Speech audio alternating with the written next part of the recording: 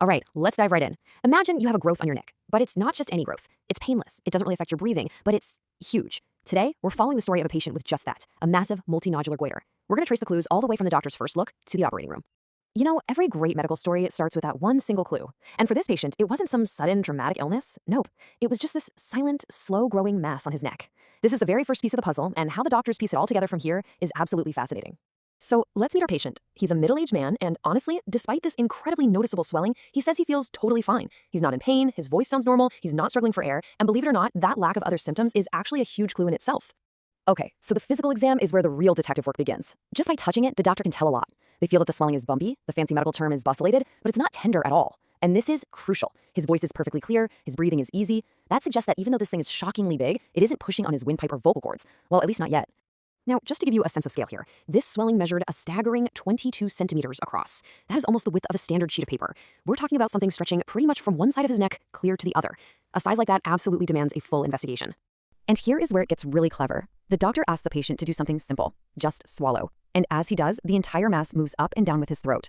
That single, simple movement is the dead giveaway. It tells the doctor this growth is attached to the thyroid gland, confirming its origin without needing a single scan. It's brilliant. So now that we know the location is the thyroid, the next phase is pure detective work. It's time for the medical team to gather all the evidence they can to figure out exactly what this goiter is, how it's behaving, and what kind of risk it might pose. And this investigation follows this really logical three-step process. First, you check its function with blood tests. Is the thyroid working overtime or is it lazy? Second, you look at its structure with an ultrasound. What does this thing actually look like on the inside? And then third, and this is the most important step, you assess the cells themselves with a biopsy to rule out cancer.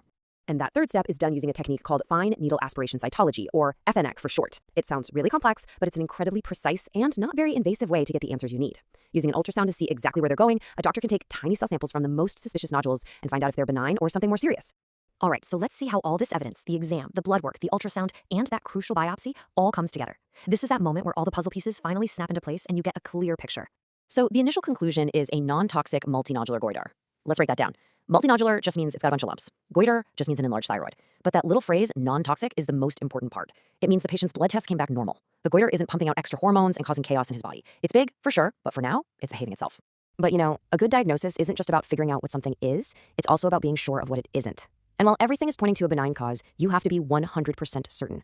Doctors have to use that biopsy to definitively rule out that small but very serious risk of cancer hiding away in one of those many nodules. Okay, so for a goiter this big, surgery is really the only way to go. But the plan isn't a one-size-fits-all kind of deal. The entire surgical strategy really hinges on the results of that one critical test we talked about, the biopsy. That biopsy result basically becomes the playbook for the surgeon. If it comes back benign, a total thyroidectomy takes care of the size problem for good. If the results are kind of wishy-washy or indeterminate, the risk is just too high to leave it in, so the whole gland still comes out. And of course, if it's confirmed cancer, the surgery is more extensive to make absolutely sure every last cell is gone. And the surgery itself, it's just a masterclass in precision. It's not just about taking something out. It's all about what you carefully leave behind. The surgeon has to meticulously work around these tiny critical structures. If you damage the laryngeal nerves, you could permanently change a patient's voice. And if you accidentally take out the parathyroid glands, you could mess up the body's calcium balance for life. The stakes are high. So once the surgery is over and that massive goiter is finally gone, the patient's journey still isn't quite finished. Now the focus shifts to the really critical post-op period and learning to live life without a thyroid gland. The first 24 to 48 hours are absolutely critical. The medical team is on high alert, and their number one priority is the airway. Any swelling on the inside could become life-threatening, fast. They're also listening carefully to the patient's voice for any signs of nerve damage, and they're checking blood calcium levels to make sure those tiny little parathyroid glands are kicking back in and doing their job. And this leads to the single biggest long-term change for the patient. Without a thyroid, the body has basically lost its hormone factory. So from this point forward, a single pill taken every day will do that job instead. It provides the essential hormone the body needs to regulate metabolism and keep everything running smoothly for the rest of their life. You know, this entire patient journey is really built on the shoulders of decades of medical progress. Back in the 80s, that fine needle biopsy became a game changer. In the 2000s, nerve monitoring during surgery made it so much safer. And today, we have molecular testing that can guide treatment with incredible precision. It just keeps getting better and safer.